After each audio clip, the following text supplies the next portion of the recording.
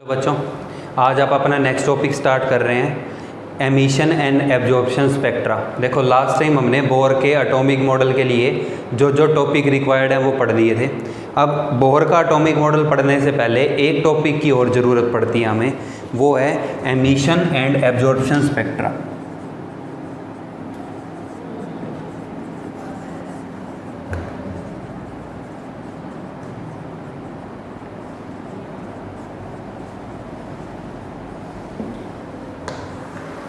या कुछ बुक्स के अंदर ये टॉपिक आपको ऐसे भी लिखा मिल सकता है, evidence for quantized electronic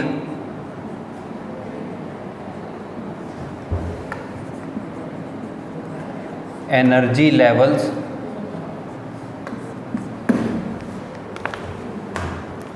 evidence for quantized electronic energy levels या एमिशन एंड एब्जॉर्प्शन स्पेक्ट्रा। देखो भाई बच्चों, 9th और 10th क्लास में आपने टॉपिक पढ़ा हुआ है बोहर का एटॉमिक मॉडल। वहाँ पे 9th में ना एटम का स्ट्रक्चर का जब चैप्टर आप पढ़ रहे थे तो वहाँ पे आपने रदरफोर्ड का एटॉमिक मॉडल पढ़ा था, जे थॉमसन का एटॉमिक मॉडल पढ़ा था और साथ में रदरफोर्ड का भी एटॉमिक मॉडल पढ़ा था। तो रदरफोर्ड के एटॉमिक मॉडल के बेसिक पॉइंट आपने वहाँ पढ़े होंगे कि एनर्जी लेवल होता है जिनको हम KLMN कहते हैं और उनकी एनर्जी की वैल्यू फिक्स होती है। अब वो पॉइंट जब हम एक्सप्लेन करेंगे तो उस पॉइंट को एक्सप्लेन करने के लिए हमें इस टॉपिक की ज़रूरत पड़ेगी। तो देखो अब ये टॉपिक है क्या। मान लेते हैं कि कोई हमारे पास प्रिज्म है, ठीक है। ये वैसे मैंने आपको लास्ट टॉपिक के अंदर भी थोड़ा सा हिंट दिया था कि भाई मान लो कि प्रिज्म है, ये कोई वाइट लाइट का सोर्स है,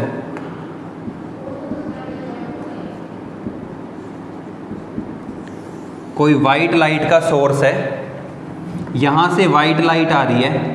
वाइट लाइट जब आ रही है वो प्रिज्म के ऊपर पड़ रही है।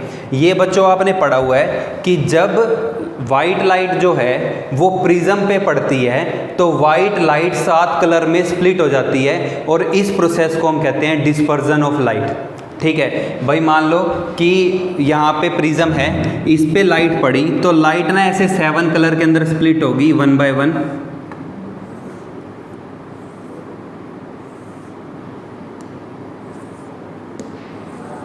और जो ये हमारे पास 7 कलर आ रहे हैं इसको हम कहते हैं विबग्योर। ये विबग्योर। और ये हमारे पास ये जो 7 कलर की लाइट बन रही है, लाइंस बन रही है, ऐसे नहीं होगा कि रेड कलर कहीं पे जा रहा होगा, वॉयलेट कलर कहीं जा रहा होगा। एक प्रॉपर बैंड बनता है भाई। बैंड ऐसे बनता है, लाइट पूरी हमारे को ऐसे दिखती है। सबसे नीचे वॉयलेट होगा, Indigo, blue, green, yellow, orange, red. आपने इंद्रधनुष बनता भी देखा होगा, जब बारिश आती है उसके बाद बनता है।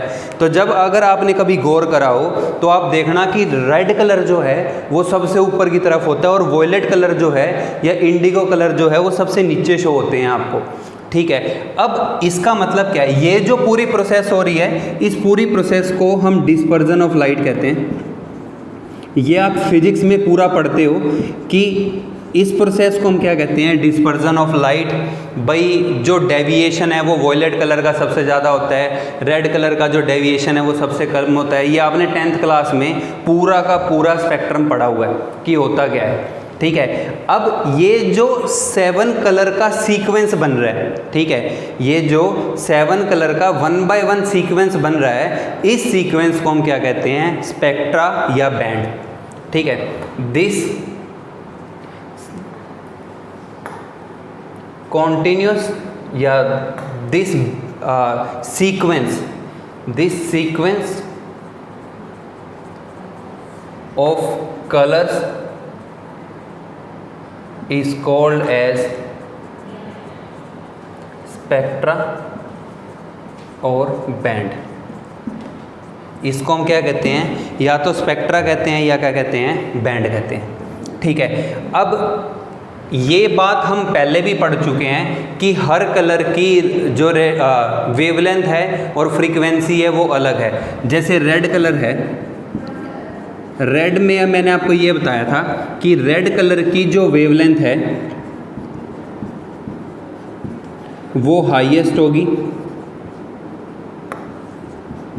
Among these 7 and frequency minimum होगी,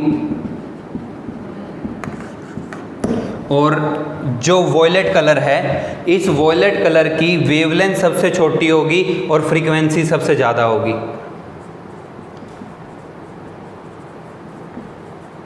और हमने ये पढ़ा हुआ है कि जो वॉयलेट कलर है इसकी वेवलेंथ जो है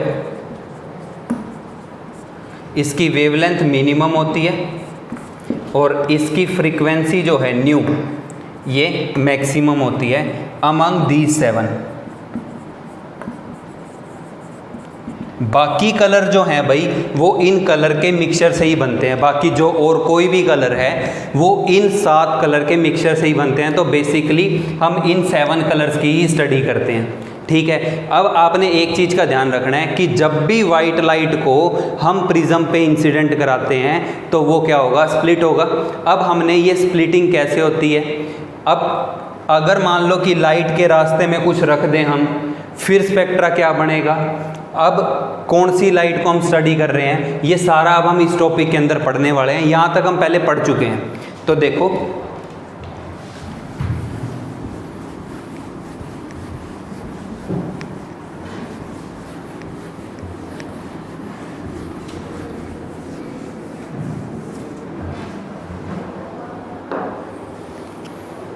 अब नेक्स्ट टॉपिक हम इसमें स्टार्ट कर रहे हैं सबसे पहले कि भाई एमिशन स्पेक्ट्रा क्या होता है।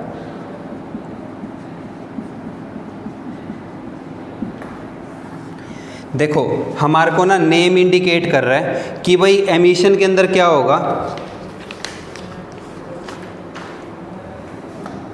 मान लो कि वाइट लाइट है, ये वाइट लाइट का कोई सोर्स है, मान लेते हैं कि बल्ब है भाई, सोर्स ऑफ वाइट लाइट, ये वाइट लाइट का सोर्स है। अब इसको मैंने आगे यहाँ पे पास कराया, ठीक है।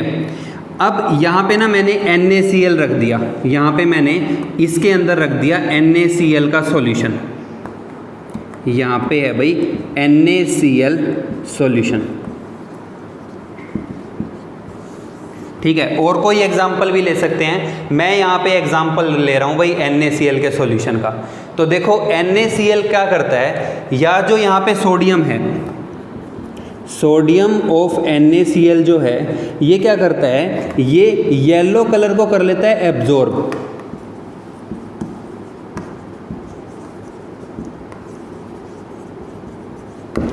भाई वाइट लाइट आ रही थी, वाइट लाइट जो है इसके अंदर क्या थे, 7 कलर थे। अब इस 7 कलर की वाइट लाइट को मैंने पास कराया NaCl में से। NaCl ने क्या करा, NaCl ने येलो लाइट को एब्जॉर्ब कर दिया। आगे क्या होगा, अब येलो लाइट तो एब्जॉर्ब होगी, अब बचेगा क्या, ट्रांसमिटेड लाइट। और ट्रांसमिटेड लाइट के अंदर क्या होगा, 6 कलर लेफ्ट रह रहे होंगे, 6 कलर लाइट जो है वो क्या रह रही होगी, लेफ्ट। क्योंकि येलो कलर तो इसने एब्जॉर्ब कर लिया, टोटल कलर कितने थे, 7, वाइट लाइट में टोटल कलर 7 थे, येलो एब्जॉर्ब कर लिया, कितने बच गए, 6, ठीक है। भाई अगर इस ट्रांसमिटेड लाइट को मैं स्टडी कर रहा हूँ, ठीक है भाई, सोर्स के अंदर से लाइट पास कराई, सोर्स के अंदर से लाइट पास कराने के बाद अगर बची हुई लाइट को मैं स्टडी कर रहा हूँ तो उस स्पेक्ट्रा को हम कहते हैं absorption spectra. Now study of transmitted light, now study of transmitted light is called as absorption spectra. मतलब जो लाइट थी एब्जॉर्प्शन होने के बाद बची हुई लाइट की अगर स्टडी कर रहे हैं तो उस स्पेक्ट्रा को हम क्या कहते हैं, एब्जॉर्प्शन स्पेक्ट्रा। या आप इसको ऐसे भी डिफाइन कर सकते हो, और study of light left after absorption. Absorption के बाद जो बची हुई लाइट है, अगर आप उसकी स्टडी कर रहे हो तो उस स्पेक्ट्रा को आप क्या कहेंगे? Absorption spectra. अब NaCl ने लाइट को एब्जॉर्ब कर लिया भाई, ठीक है। अब अगर NaCl लाइट एब्जॉर्ब कर रहा है, मैंने आपको एक चीज़ पहले भी बताई थी कि लाइट जो है वो डिसकंटिन्यूसली एब्जॉर्ब होती है और डिसकंटिन्यूसली एमिट होती है। हमने ना एक टॉपिक करा था जब हम प्लैंक्स की क्वांटम थ्योरी पढ़ रहे थे, तो प्लैंक की क्वांटम थ्योरी में मैंने आपको एक चीज़ बताई थी कि मान लो कि ये कोई सोर्स है, सोर्स के ऊपर लाइट इंसिडेंट हुई, तो अब सोर्स क्या करेगा? सोर्स इंसिडेंट लाइट को एब्जॉर्ब करेगा, ठीक है। नाउ क्या होगा? Incident light is absorbed bye source, या कोई यहां पे मटेरियल लिख लो कि जो मटेरियल है भाई उसने क्या करा? इंसिडेंट लाइट को एब्जॉर्ब कर लिया। तो अब अपने पास क्या आ गया? यहां पे मटेरियल ने लाइट को एब्जॉर्ब कर लिया, तो आ गया मटेरियल विद एब्जॉर्ब्ड लाइट, ठीक है।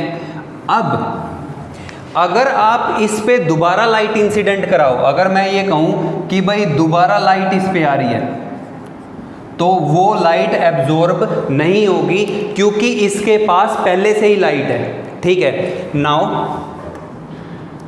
Material has light and it will not absorb more light, और ये और लाइट को एब्जॉर्ब भी नहीं करेगा, ठीक है। पहले क्या करेगा? ये एब्जॉर्ब्ड लाइट को एमिट करेगा, यहां पे लाइट को एब्जॉर्ब नहीं करेगा। तो होगा क्या? होना यहां पे ये है कि firstly photon of light will be emitted. जो फोटोन है, फोटोन ऑफ लाइट है, वो क्या होगा? एमिट होगा। तो मतलब मटेरियल अब क्या कर रहा है? यहाँ पे फोटोन को एमिट कर रहा है। Photon of light is emitted. इसने क्या करा? फोटोन ऑफ लाइट को एमिट कर दिया। अब दोबारा हमारे पास क्या बच जाएगा? मटेरियल। अब हमारे पास क्या बच रहा है? मटेरियल बच रहा है, ठीक है। अब इस मटेरियल के ऊपर अब अगर लाइट इंसिडेंट करा रहे हैं, मतलब अगर आप लाइट इंसिडेंट करा रहे हैं या इस पे फॉल करा रहे हैं, तो लाइट इंसिडेंट कराने पे अब क्या होगा?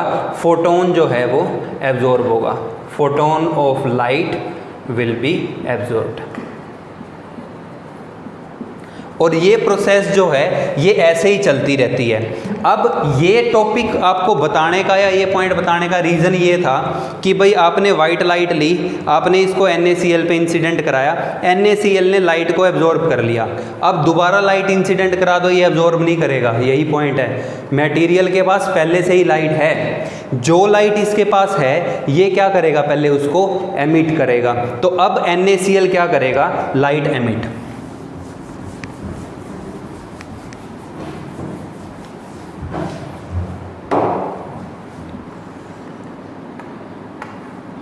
emission of light, emission of photon of light absorbed by solution। तो जो सॉल्यूशन के अंदर लाइट एब्जॉर्ब हुई थी अब वो क्या होगी? एमिट। तो यहाँ क्या आएगी? Emitted light. अगर हम एमिटेड लाइट को स्टडी कर रहे हैं तो उस स्पेक्ट्रा को हम क्या कहेंगे? Emission spectra. Study of emitted light is called as emission spectra. जब हम एमिटेड लाइट को स्टडी करेंगे तो उस एमिटेड लाइट की जो स्टडी होगी उस स्पेक्ट्रा को आप क्या कहेंगे, एमिशन स्पेक्ट्रा कहेंगे। ठीक है, तो होप सो आपको एक तो ये पॉइंट क्लियर हो गया होगा कि भाई एब्जॉर्प्शन स्पेक्ट्रा क्या होता है, और एक ये पता लग गया होगा आपको कि भाई एमिशन स्पेक्ट्रा होता क्या है। ठीक है, अब हम वन बाय वन इसको स्टडी करते हैं। देखो सबसे पहले हम टॉपिक स्टार्ट कर रहे हैं एमिशन स्पेक्ट्रा, और एमिशन स्पेक्ट्रा की आगे फर्दर टाइप कौन कौन सी होती हैं।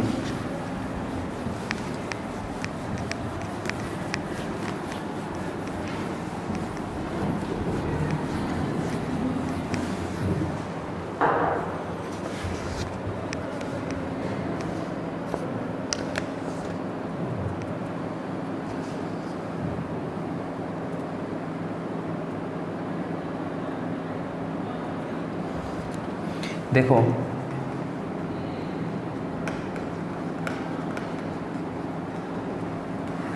एमिशन स्पेक्ट्रा के अंदर जो पहला पॉइंट आता है कॉन्टिन्यूअस स्पेक्ट्रा का।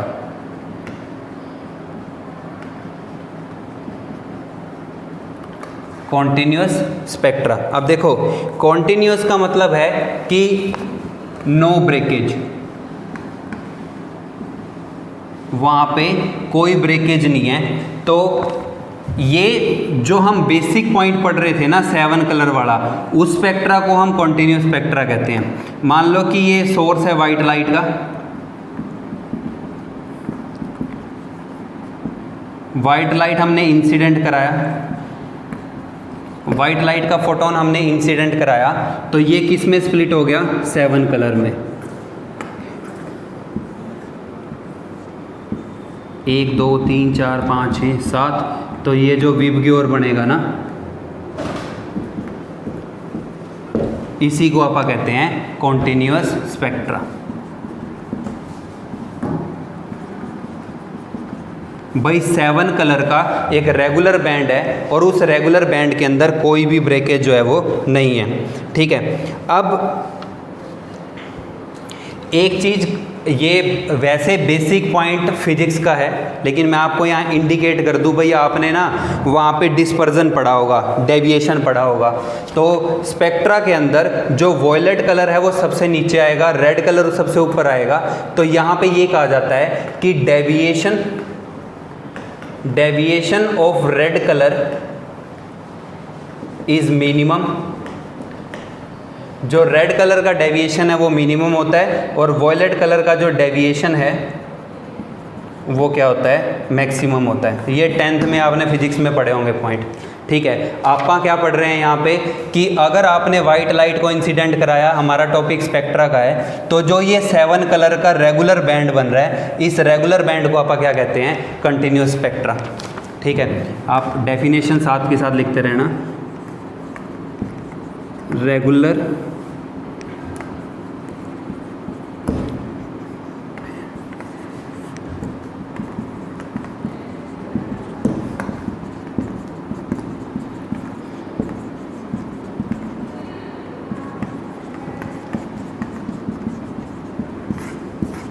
जो ये रेगुलर बैंड बनेगा, इसको आप क्या कहेंगे, कॉन्टिन्यूअस स्पेक्ट्रा। अब देखो इसके बाद नेक्स्ट है लाइन स्पेक्ट्रा। ठीक है, अब लाइन स्पेक्ट्रा का मतलब क्या होता है। अब इस केस के अंदर इसकी सेकंड टाइप है ये। तो वही एग्जाम्पल जो मैंने अभी आपको NaCl का कराया था, वही एग्जाम्पल से पढ़ते हैं हम।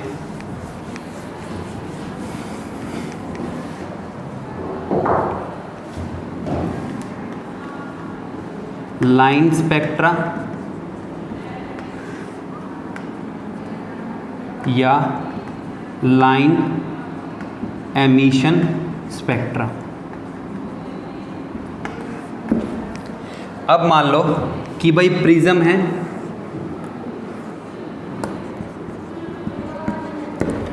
भाई लाइट इंसिडेंट कराई आपने, और बीच में, या इसको अब एक बार ऐसे बना लो कि यहाँ से लाइट आ रही है, ये वाइट लाइट है, यहाँ पे भाई आपने NaCl ले लिया, तो मैंने अभी आपको ये बताया था कि sodium of NaCl absorbs yellow colour.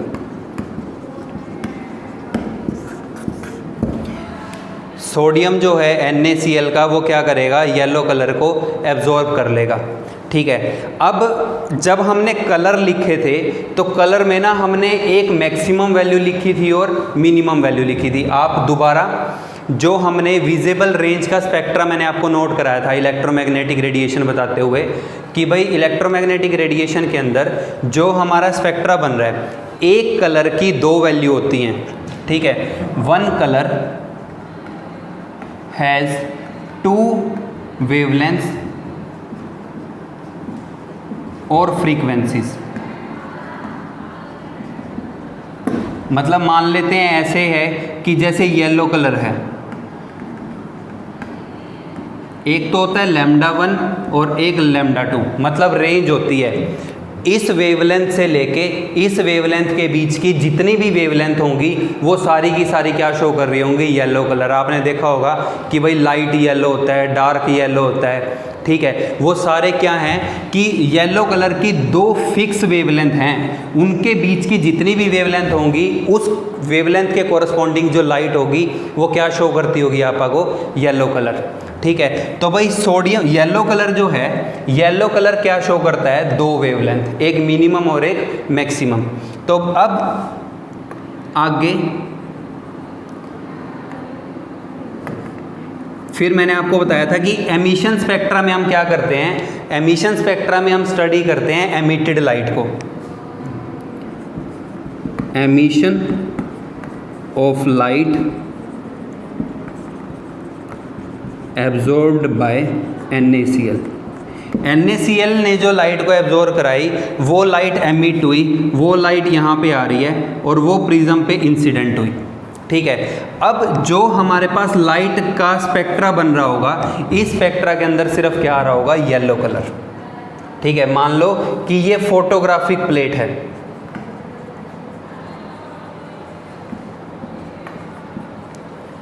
तो फोटोग्राफिक प्लेट के ऊपर हमारे पास क्या आ रहा होगा, येलो कलर का पॉइंट आ रहा होगा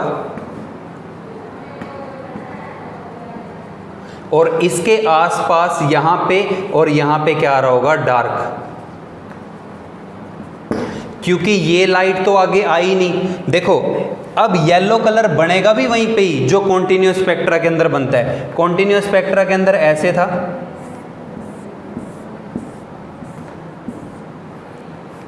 VIBGYOR,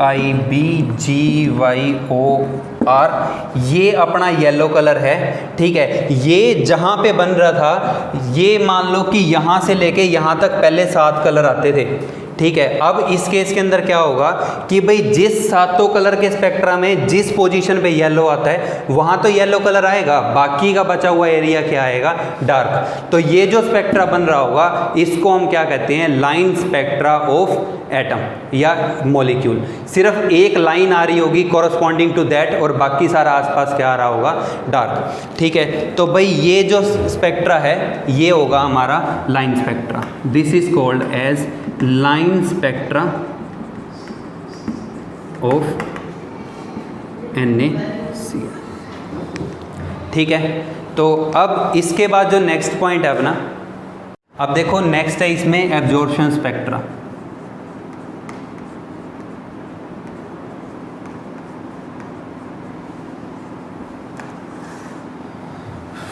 देखो ये मैंने आपको पहले ही बता दिया था कि एब्जॉर्प्शन स्पेक्ट्रा हम स्टडी करते हैं ट्रांसमिटेड लाइट का।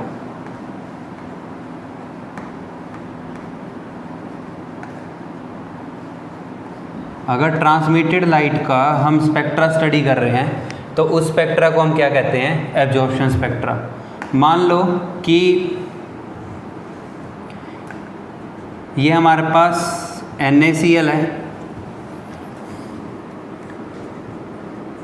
NaCl सॉल्यूशन है, ये सोर्स ऑफ वाइट लाइट है,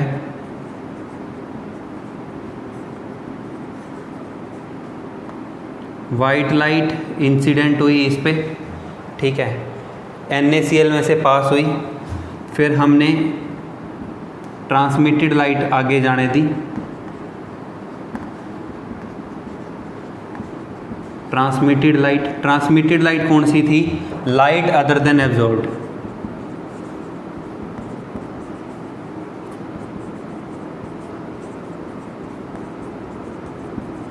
एब्जॉर्ब्ड लाइट को छोड़ के जो लाइट होती है उसको क्या कहते हैं? Transmitted light. ये हमने प्रिज्म पे इंसिडेंट कराई भाई। प्रिज्म पे से इंसिडेंट कराने पे अपने पास क्या होगा? हमने ये पढ़ा था कि NaCl क्या करता है? येलो कलर को एब्जॉर्ब, सोडियम और इट्स सॉल्ट, सोडियम और इट्स एनी सॉल्ट, सोडियम या इसका कोई भी सॉल्ट क्या करता है? येलो लाइट को एब्जॉर्ब करता है। तो ट्रांसमिटेड लाइट में क्या होगा? इसमें येलो लाइट मिसिंग होगी।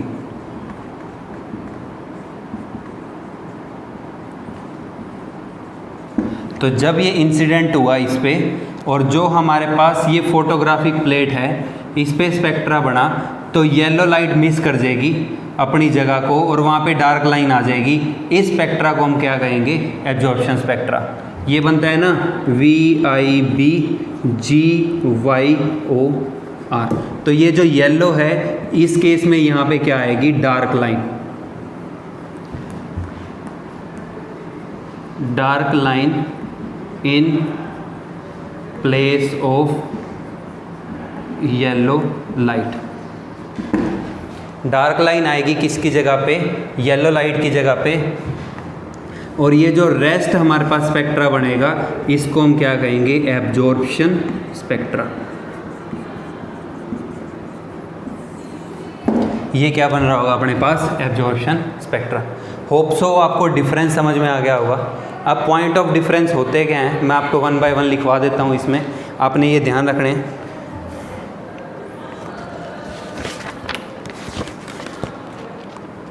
अब इसके अंदर जो पॉइंट ऑफ डिफरेंसेस हैं हम वो 1 बाय 1 करते हैं। फिर मैं आपको इसमें कुछ इम्पोर्टेंट पॉइंट्स हैं रिगार्डिंग IIT PMT वो आपको बता देता हूँ, आपने नोट करके रखने हैं।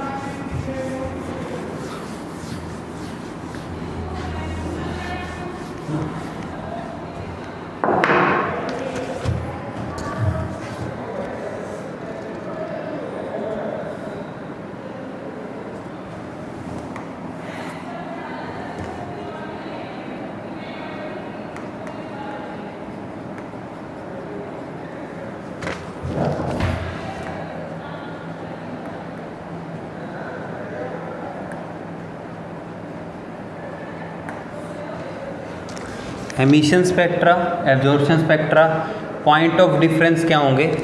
पहला पॉइंट ऑफ डिफरेंस ये है, यहाँ पे तो मैंने आपको बता दिया कि यहाँ पे तो एनालिसिस होगा, analysis of transmitted light.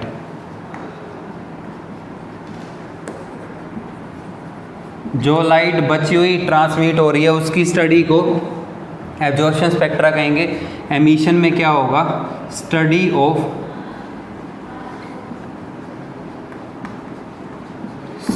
Of absorbed light. जो एब्जॉर्ब्ड लाइट की स्टडी होगी उसको आप क्या कहेंगे? Emission spectra. दूसरा पॉइंट ऑफ डिफरेंस क्या है? यहाँ पे होगा it has colored lines in between dark lines। Dark lines के बीच में इसमें क्या आएंगी? कलर्ड लाइन आएंगी। यहाँ पे क्या होगा? It has dark line in between coloured light. यहाँ पे कलर्ड लाइंस के बीच में क्या आएंगी? डार्क लाइंस आएंगी। ठीक है। और थर्ड पॉइंट ये है कि देखो जो एमिशन स्पेक्ट्रा है, एमिशन स्पेक्ट्रा कॉन्टिन्यूस भी हो सकता है और डिसकॉन्टिन्यूस भी हो सकता है, लेकिन जो हमारे पास एब्जॉर्प्शन स्पेक्ट्रा है वो हमेशा क्या होगा? डिसकॉन्टिन्यूस। ये मैं आपको ग्राफ बना के बता चुका हूँ। एमिशन स्पेक्ट्रा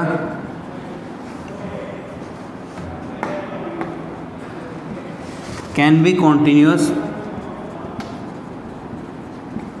और डिसकॉन्टिन्यूस। डिसकॉन्टिन्यूस कौन सा होता है? Line spectra.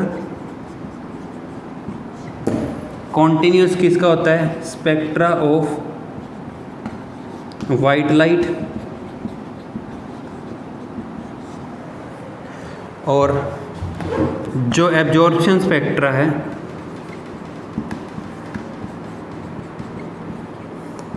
Is always discontinuous.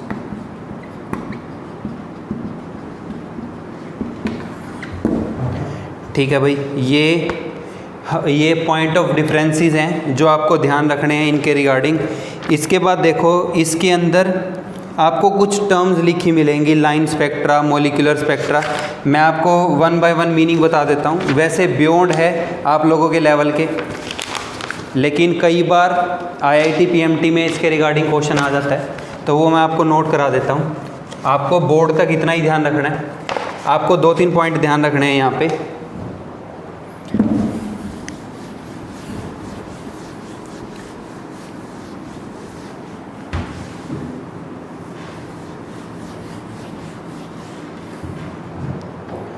देखो, सबसे पहला पॉइंट तो इसमें ये है कि या तो आइदर एब्जॉर्प्शन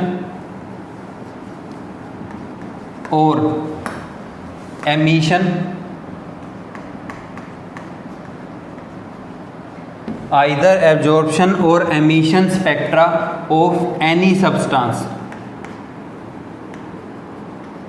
किसी भी सब्सटेंस का एब्जॉर्प्शन स्पेक्ट्रा या एमिशन स्पेक्ट्रा जो होता है उसको हम कहते हैं उसका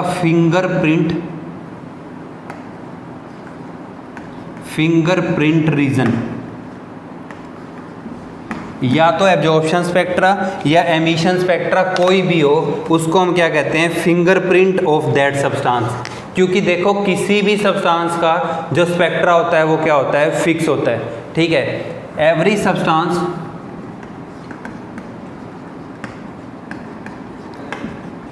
has fixed absorption और emission spectra। बात चाहे एब्जॉर्प्शन की हो रही हो या एमिशन की हो रही हो, कोई भी हो, हर एक सब्सटेंस का जो स्पेक्ट्रा होता है उसको हम क्या कहते हैं? उसका फिंगरप्रिंट रीजन। और ये हमेशा क्या होगा? फिक्स होगा। जैसे आप पढ़ते भी हो कि हर किसी का जो फिंगरप्रिंट है वो अलग होता है। भाई मेरा फिंगरप्रिंट अलग है, जो मनी भैया वीडियो बना रहे हैं उनका फिंगरप्रिंट अलग होगा।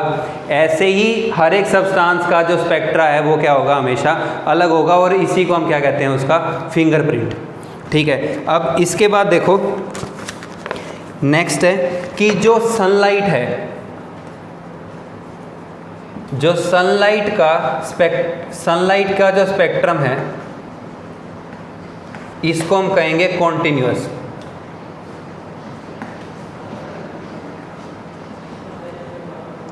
और स्पेक्ट्रा और स्पेक्ट्रम जो है दोनों का मतलब एक ही होता है। ठीक है, तो अब इसको सनलाइट का जो स्पेक्ट्रम है उसको हम क्या कहेंगे? Continuous spectrum. अगर कोई एटम है, एनी एटम स्पेक्ट्रा, किसी एटम का स्पेक्ट्रा अगर हम स्टडी कर रहे हैं तो उसको हम कहते हैं लाइन स्पेक्ट्रम। किसी एटम का स्पेक्ट्रा होगा तो उसको क्या कहेंगे? Line spectra. और अगर किसी मॉलिक्यूल का होगा,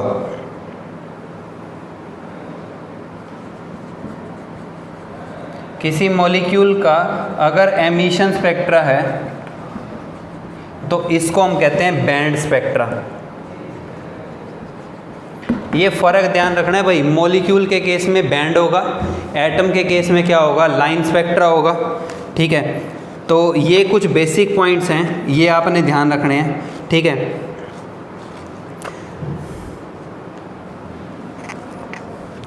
उसके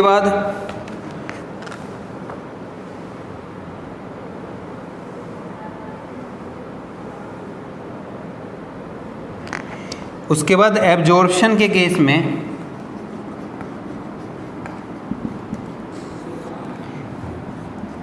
हमेशा एब्जॉर्प्शन स्पेक्ट्रा जो है वो सिर्फ गैसेस का बनता है। एब्जॉर्प्शन स्पेक्ट्रा जो है वो हम गैसेस का स्टडी करते हैं, बाकी का हम क्या स्टडी करते हैं, एमिशन स्पेक्ट्रा।